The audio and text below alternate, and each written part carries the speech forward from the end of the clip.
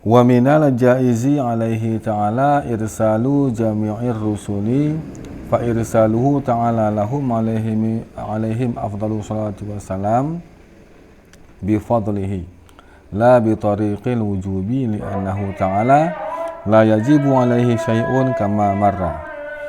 Dan sebahagian daripada perkara yang jaiz di atasnya Allah Ta'ala, arti hal yang boleh Allah kerjakan, boleh tidak wajib bagi Allah mengerjakannya, itu ialah mengutus seluruh para rasul. Walaupun memang para rasul sudah ada dan sudah selesai dengan ditutupnya dengan baginda kita Muhammad SAW, tapi bentuk Allah mengutus para rasul itu ialah perbuatan jaiz bagi Allah, bukan wajib. Maka bermula mengutus oleh Allah Ta'ala bagi mereka para rasul, sabit di atas mereka itu seafdal salah dan salam, itu semua dengan sebab karunia Allah Ta'ala. Karena pada adatnya tanpa adanya rasul maka sesatlah semua manusia, tiada yang memberi petunjuk. Ada hikmah terbesar, itulah Allah utuskan para rasul sebagai karunia Allah Ta'ala agar terpetunjuknya umat manusia. La bi tariqil wujubi, tiadalah Allah mengutus rasul dengan jalan wajib. Jadi tidak wajib bagi Allah mengutus para rasul. Li'annahu ta'ala la yajibu, karena sesungguhnya Allah, karena sesungguhnya pekerjaan, karena sesungguhnya Allah Ta'ala itu tiada wajib di atasnya Allah Ta'ala oleh sesuatu pun sebagaimana yang telah dahulu dia nyama.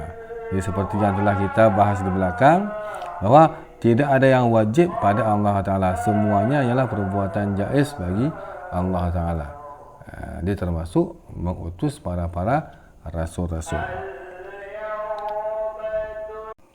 Wa mimma yajibu i'tiqaduhu anna afdalal makhluqati fi 'alal itlaqi nabiyuna sallallahu alaihi wasallam wa ala alihi wa ala ahli baitihi ajma'in. Dan sebahagian daripada barang-barang perkara-perkara yang wajiblah oleh mengiktikadnya perkara tersebut, itu sesungguhnya seafdal, yang paling utama daripada seluruh makhluk-makhluk ciptaan Allah Ta'ala, alal itlaqi, di atas secara umumnya, itulah Nabi kita Muhammad sallallahu alaihi wasallam.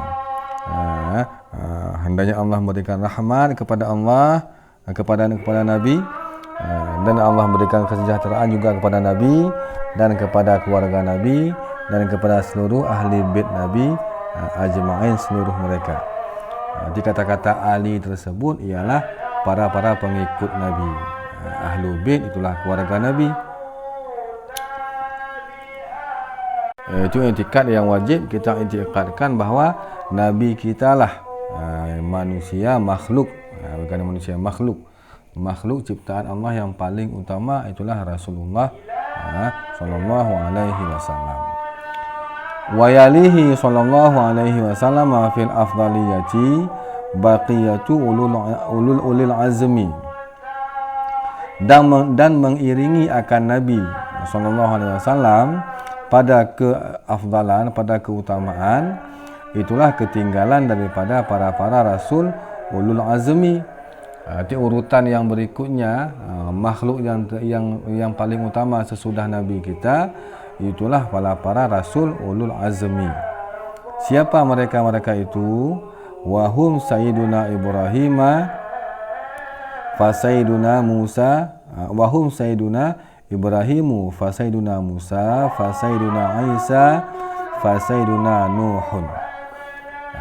Dan bermula mereka rasulul azmi, itulah sayyiduna penghulu kita Nabi Ibrahim, maka urutan berikutnya ialah Nabi Musa, maka urutan berikutnya ialah Nabi Isa, maka urutan berikutnya ialah Nabiullah Nuh. Rasulul azmi ada 5. Nabi kita, Nabi Ibrahim, Nabi Musa, Nabi Isa, Nabi Nuh. Itu mereka para rasul ulul azmi. Urutan pertama Nabi kita yang paling utama, paling nomor satunya makhluk. Kedua Nabi Ibrahim, ketiga Nabi Musa, ketiga Nabi Isa, keempat Nabi Nuh. Jadi Nabi kita yang pertama, Nabi Ibrahim yang kedua, Nabi Isa ketiga, Nabi Musa ketiga, Nabi Isa keempat, Nabi Nuh yang kelima.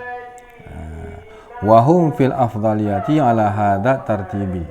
Dan bermula mereka Rasulul Azmi pada keutamaan, pada keafdalan mereka itu sabit di atas ini tertib, sebagaimana diatafkan dengan huruf fa tadi. Digunakan oleh musannif huruf fa sebagai huruf atafnya, maka menghendaki bahwa kelebihan mereka sesuai dengan tertib yang disebutkan tadi. Wa kaunuhum khamsatun, dan bermula mereka Rasulul Azmi itu 5 orang. Siapa 5? Nabi Yunus sallallahu alaihi wasallam wal arba'atu ba'dahu huwa sahihu.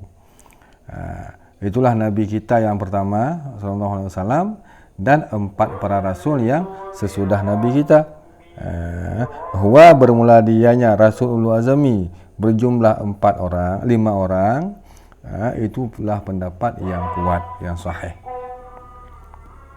Wa qila ulul azmi aktsaru min dzalika. Dan dikatakan orang bermula para rasul ulul azmi itu lebih banyak daripada demikian 5.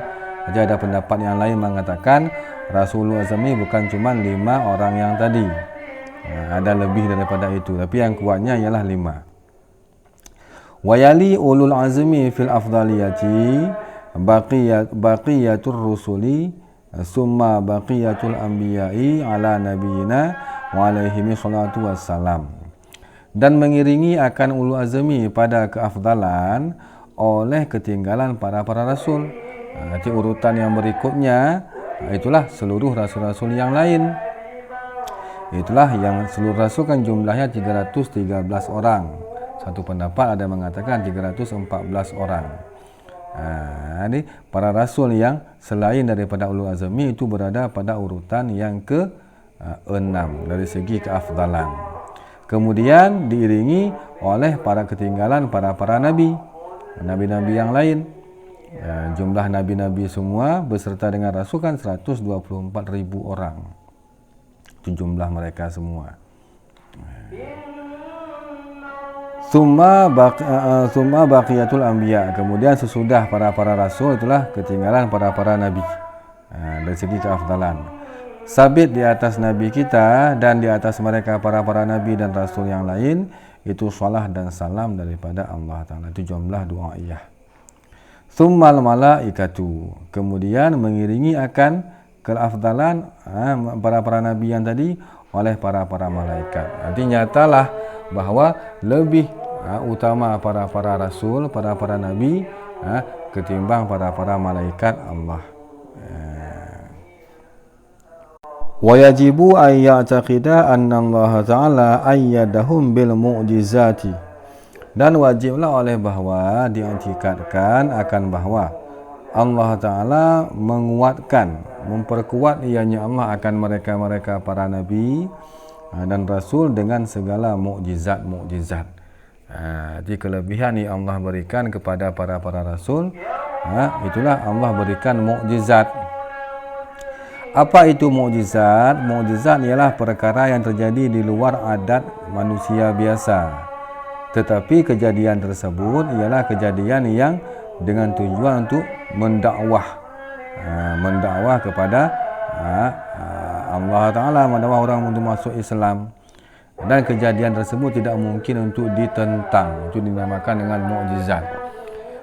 Jadi perkara-perkara yang terjadi di luar adat itu banyak macamnya. Hanya duduknya saja pada orang-orang yang berbeda. Mukjizat, perkara terjadi di luar adat, duduknya pada para rasul. Sihir, perbuatan di luar adat, duduknya pada orang-orang yang fasik, orang-orang yang kafir. Irhas, juga perbuatan terjadi di luar adat juga. Tapi duduknya pada para calon rasul. Karamah, juga perbuatan di luar adat, tapi duduknya pada para aulia Allah. Ma'unah, juga perbuatan di luar adat, tapi duduknya pada orang-orang yang soleh. Nanti banyak hal-hal yang terjadi di luar adat, cuma lain tempat duduknya. Jadi beda juga kualitas dan derajatnya. Waqtasa nabiyyana sallallahu alaihi wasallam bi annahu khatimur rusuli.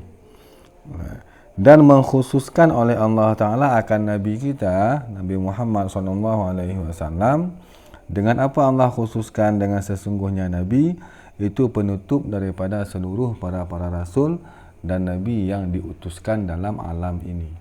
Arti Nabi kita ialah Nabi terakhir. Jadi la Nabi ya ba'dah, tidak ada Nabi sesudah Nabi kita. Ini maksud tidak ada pengangkatan Rasul dan Nabi lagi sesudah Nabi kita. Nabi kita yang terakhir diangkat sebagai Rasul. Walaupun Nabiullah Hadir, Nabiullah Ilyas, mereka masih hidup sekarang, tapi bukan pengangkatan. Tetap masih dalam risalah yang dahulu. Nabi Isa juga nanti akan turun ke bumi. Itu dalam bukan berarti beliau diangkat sebagai Rasul. Pengangkatan beliau sudah lama. Itu maksud Nabi sebagai penutup para Rasul, penutup dalam pengangkatannya. Wa bi anna syar'ahu la yunfasakhu hatta yanqadhi. Wa bi anna syar'ahu la yunsakhu hatta yanqadhiya zamanu. Dan Allah juga khususkan Nabi kita dengan sesungguh syariatnya Nabi itu tidak dimensoh-mensohkan lagi hingga habislah zaman, hingga kiamat. Itu keistimewaan Nabi kita juga. Itu syariat Nabi kita tidak ada mensohnya, tidak ada expire-nya. Hingga kiamat tetap adanya syariat Nabi kita. Sedangkan syariat Nabi-Nabi yang dahulu semua dimensohkan dengan sebab adanya syariat Nabi kita. Wa Isa alaihi salatu wassalamu ba'da nuzulihi yahkumu bi syar'i nabiyina. Dan bermula dari Nabi Isa nanti pada akhir zaman alaihi salatu wassalam, sesudah turun beliau nanti di akhir zaman, itu menghukumkan oleh Nabi Isa dengan syariat Nabi kita. Di Nabi Isa walaupun beliau nanti akan turun, tetap yang beliau jalankan ialah syariat Nabi Muhammad, bukan syariat beliau. Karena syariat Nabi-Nabi yang dahulu termasuk Nabi Isa sudah mensoh dengan sebab turunnya Al-Quran dengan datangnya syariat Nabi kita. Jadi Nabi Isa nanti akan memimpin dunia ini menjalankan hukum agama dengan syariat Nabi kita Muhammad sallallahu alaihi wasallam. Bagaimana cara beliau mempelajari mengetahui syariat Nabi kita? Faqila ya'khudhuhu minal Qur'ani was sunnati. Maka dikatakan sebahagian ulama mengambil oleh Nabi Isa akan syariat Nabi kita daripada Quran dan daripada sunnah, daripada Alkitab, daripada hadis-hadis Nabi. Seperti di dalam sebuah riwayat mengatakan bahawa Imam Qushairi pengarang kitab Risalah Al-Qushairiyah, pada masa dahulu beliau pernah menulis sebuah Al-Quran dengan tinta emas.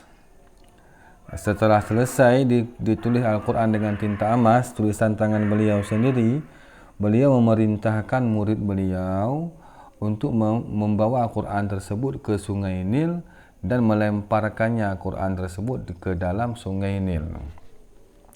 Maka si murid tadi terheran-heran, walaupun dia mengerjakannya, mengambil Quran membawa ke depan Sungai Nil.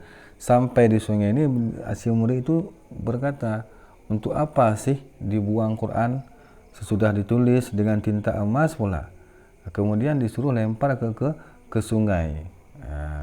Maka si murid tersebut dikarenakan merasa heran, maka ia mengurungkan niatnya. Dia tidak melemparkan Quran tersebut tanpa sepengetahuan daripada tanpa melapor kepada Imam Qushairi. Maka sepulangnya si murid daripada Sungai Nil tadi, sampai di depan Imam Qushairi. Imam bertanya, kenapa tidak engkau buang? Kenapa tidak engkau lemparkan Quran tersebut ke dalam sungai Nil? Langsung si murid itu terkejut. Padahal dia tidak menceritakan, padahal dia simpan Quran tersebut. Tapi rupanya Imam Qushairi mengetahui si murid tidak melaksanakan perintah beliau. Kemudian si murid pun melepaskan unek-uneknya. Dia bertanya, wahai Imam, kenapa engkau perintahkan untuk melemparkannya ke sungai ini? Padahal Quran ini sangat bagus, engkau tulis dengan tanganmu, dengan tinta emas. Telah lama engkau tulis, kenapa engkau suruh lemparkan? Maka Imam Qushairi menjawab, alasanku ialah karena suatu saat nanti pada akhir zaman akan turun Nabiullah Isa. Pada saat itu tidak ada lagi Quran satu pun di muka bumi ini.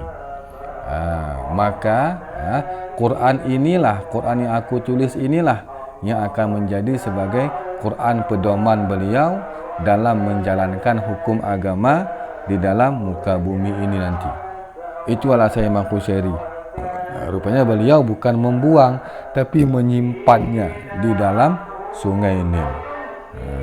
Maka setelah mendapat jawaban seperti itu, maka sang murid pun kembali berangkat ke sungai Nil untuk melaksanakan perintah melemparkan Quran tersebut. Alangkah terkejutnya murid tersebut ketika dia lemparkan Quran emas tersebut ke dalam sungai Nil, ke tengah-tengah sungai Nil.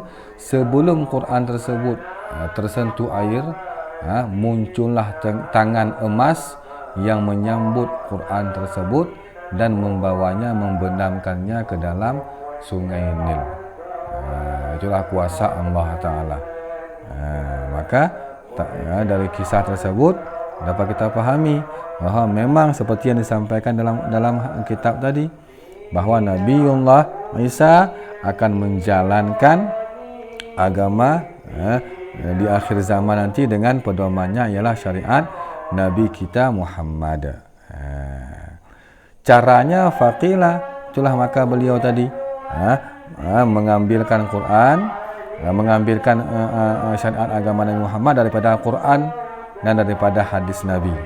Coba lihat pada hasyiah di dalam qauluhu faqila ya'khuduhu ilah walima minhu annahu la yuqallidu ahadan minal mujtahidin. Dipahamkan daripada kata-kata tersebut, daripada kata-kata ya'khuduhu tadi, annahu sesungguhnya Nabi Isa itu tidak mengikut ia akan salah satu pun daripada para mujtahid. Beliau menjadi mujtahid akhir zaman. Beliau langsung yang memimpin dengan syariat Nabi tanpa mengikut imam-imam mujtahid yang ada sekarang.